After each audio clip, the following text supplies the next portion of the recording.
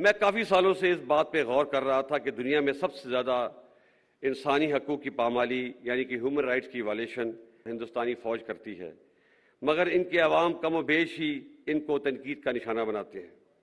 اس کے برعکس ہماری فوج جو دن رات قوم کی خدمت میں مصروف رہتی ہے، گائے بگائے تنقید کا نشانہ بنتی ہے۔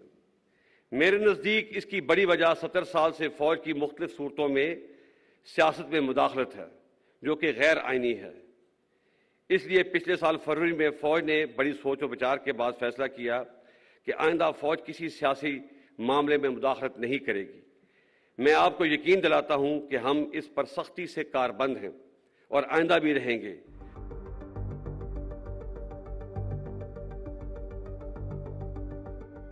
فوج پہ تنقید عوام اور سیاسی پارٹیوں کا حق ہے، لیکن الفاظ کے چناؤ اور استعمال میں احتیاط برتنی چاہیے۔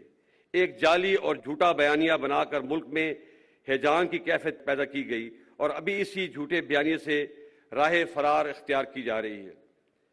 سینئر ملٹری لیڈرشپ کو غیر مناسب القابات سے پکارا گیا۔ میں آپ کو واضح کر دینا چاہتا ہوں کہ فوج کی قیادت کچھ بھی کر سکتی ہے، لیکن کبھی بھی ملک کے مفاد کے خلاف نہیں جا سکتی۔ کیا آپ یہ سمجھتے ہیں کہ ملک میں ایک بیرونی سازش ہو اور آرمڈ فورسز ہاتھ پہ ہاتھ دھری بیٹھی رہیں گی؟ یہ ناممکن ہے، بلکہ یہ ایک گناہ کبیرہ ہے۔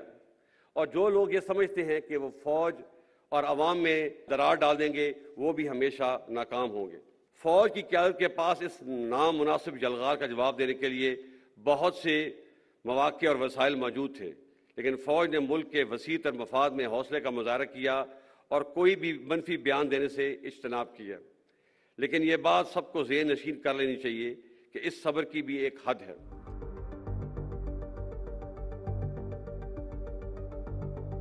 مجھے امید ہے کہ ہماری سیاسی پارٹیاں بھی اپنے رویے پر نظر ثانی کریں گی، اور یہ بھی حقیقت ہے کہ پاکستان میں ہر ادارے، سیاسی پارٹیوں اور سول سوسائٹی سے بھی غلطیاں ہوئی ہیں۔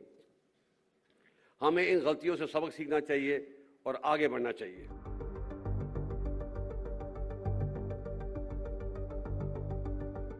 2018 کے الیکشنوں میں بعض پارٹیوں نے آر ٹی ایس کے بیٹھنے کو بہانہ بنا کر جیتی ہوئی پارٹی کو سلیکٹڈ کا لقب دیا، اور 2022 میں اعتماد کا ووٹ کھونے کے بعد ایک پارٹی نے دوسری پارٹی کو امپورٹڈ کا لقب دیا۔